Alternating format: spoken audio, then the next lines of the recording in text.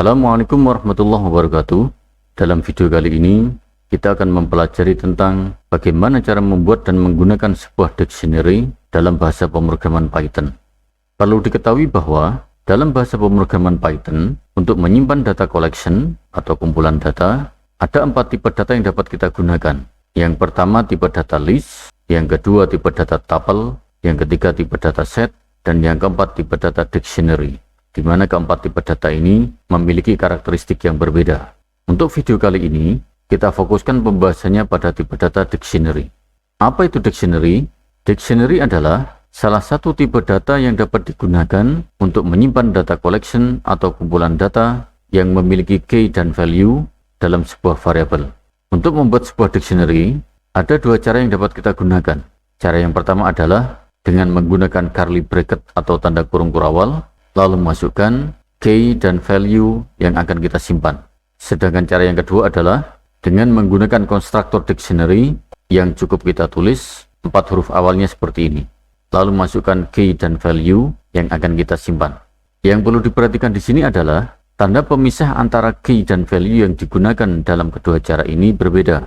Kalau yang menggunakan curly bracket, tanda pemisahnya menggunakan titik 2, sedangkan yang menggunakan konstruktor, tanda pemisahnya menggunakan tanda sama dengan. Nah, sekarang bagaimana karakteristik dari tipe data dictionary ini? Untuk karakteristik tipe data dictionary adalah datanya bersifat ordered. Artinya, saat data dictionary ini ditampilkan, urutan datanya sama persis dengan urutan data saat dictionary ini dibuat.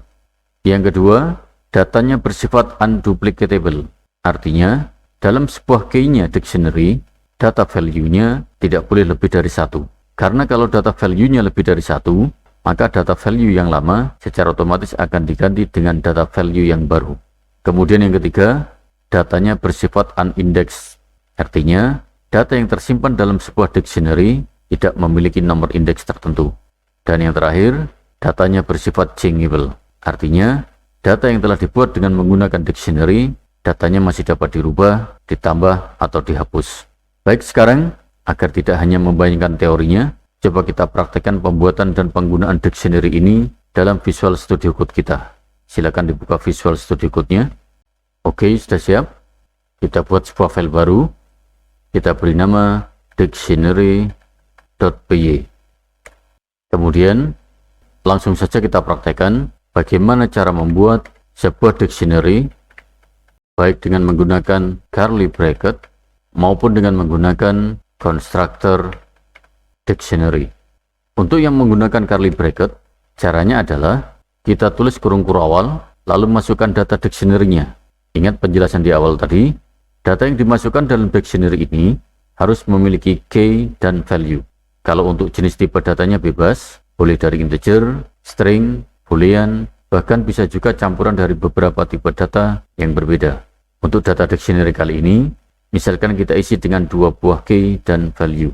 Untuk key yang pertama, misalkan kita isi dengan nama, lalu pisahkan dengan tanda titik 2. Untuk value-nya, kita isi dengan alfi.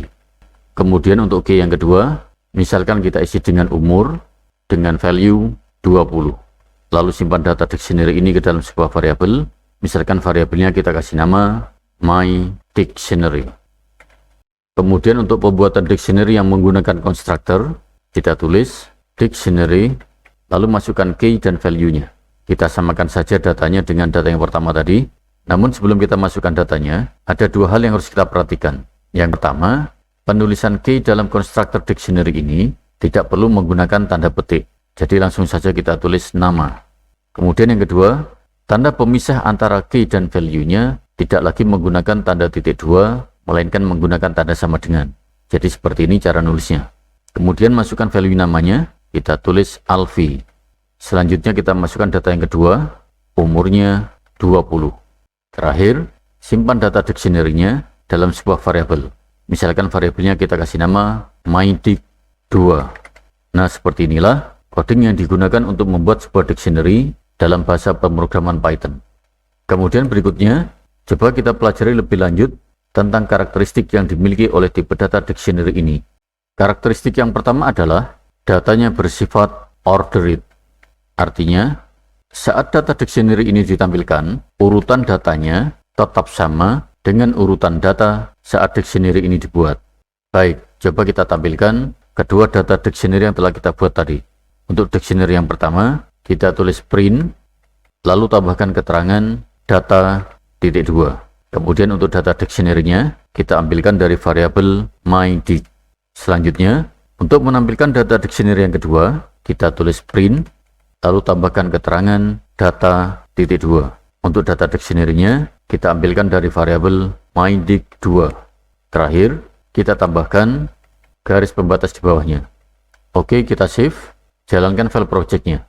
Kita tulis python dictionary.py. Kita enter.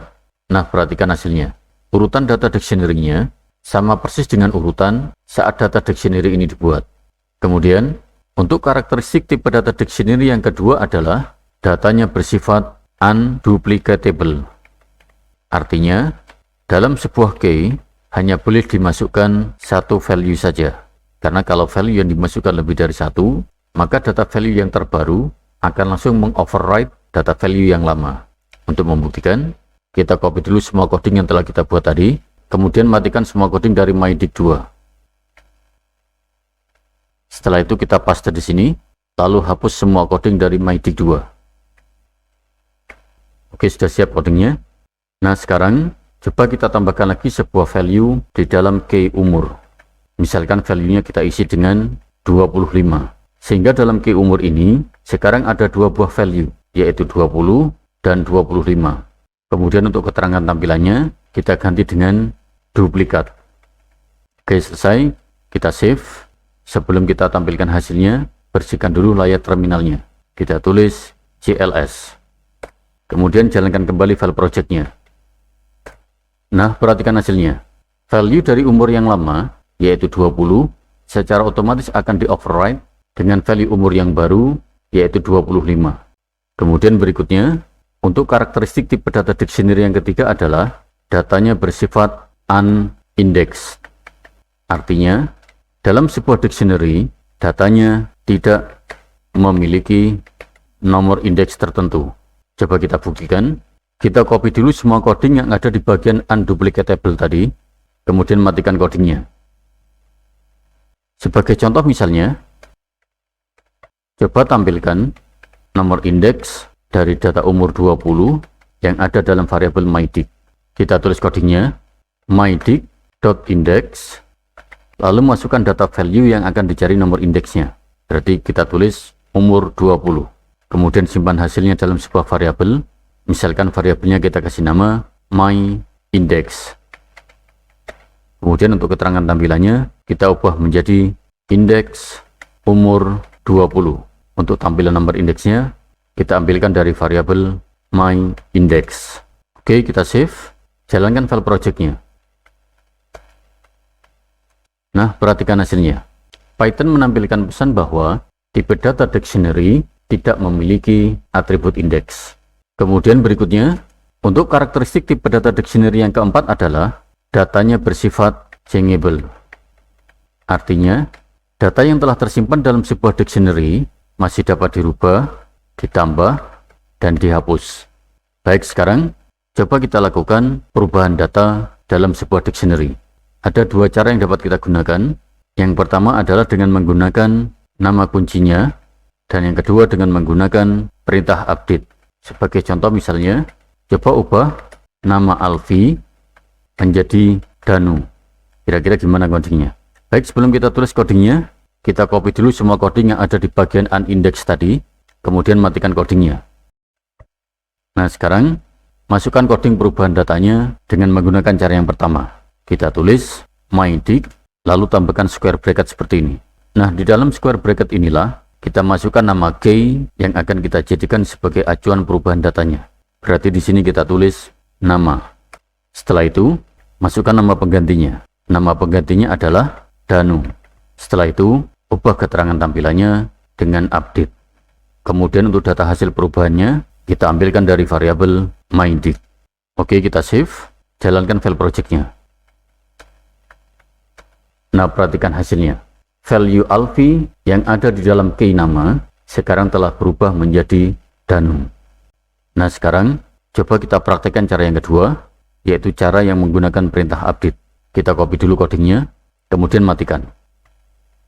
Untuk merubah data dengan cara yang kedua ini, caranya adalah kita tulis mydict.update. Nah, di dalam tanda kurungnya perintah update ini, kita masukkan data update-nya dengan menggunakan curly bracket seperti ini. Data update-nya adalah namanya kita ubah menjadi Danu. Oke, kita save, jalankan file project-nya. Nah, perhatikan hasilnya. Data Alfi pada key nama telah berubah menjadi Danu. Kemudian berikutnya, coba kita lakukan penambahan data di dalam dictionary yang telah kita buat. Caranya sama dengan cara yang telah kita gunakan untuk merubah data dictionary yang telah kita praktekkan tadi. Yang pertama dengan menggunakan nama key-nya, dan yang kedua dengan menggunakan perintah update. Sebagai contoh misalnya, coba tambahkan sebuah key baru dengan nama gender untuk menambahkan data jenis kelamin pada data dictionary yang telah kita simpan sebelumnya. Baik, sebelum kita tulis codingnya, kita copy dulu coding yang kita gunakan untuk merubah data dictionary tadi, kemudian matikan codingnya. Nah, sekarang masukkan coding penambahan datanya dengan menggunakan cara yang pertama. Kita tulis mydict, lalu tambahkan square bracket, kemudian masukkan nama key baru yang akan kita tambahkan.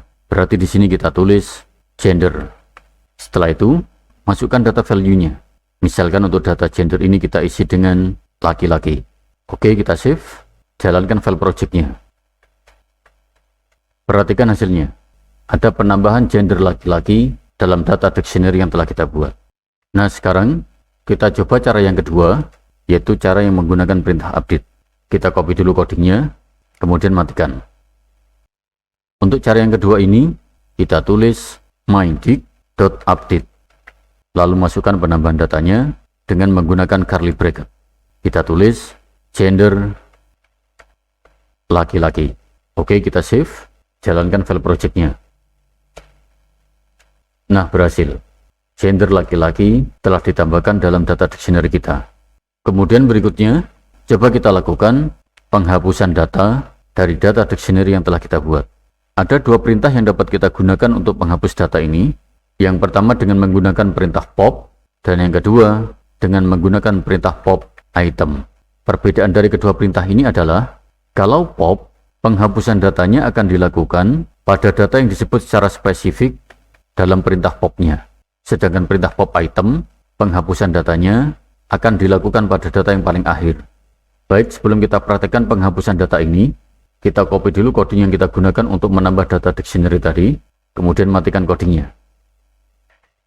Nah, sekarang coba kita lakukan penghapusan data yang ada dalam variabel mydict dengan menggunakan perintah pop. Kita tulis perintahnya mydict.pop, lalu masukkan data yang akan kita hapus. Misalkan kita ingin menghapus data nama dari dictionary kita, maka di sini kita tulis nama. Oke, kita save, jalankan file project-nya. Nah, perhatikan hasilnya. Data nama telah dihapus dari data dictionary kita. Berikutnya, coba kita lakukan penghapusan data dictionary dengan menggunakan cara yang kedua, yaitu dengan menggunakan perintah pop item.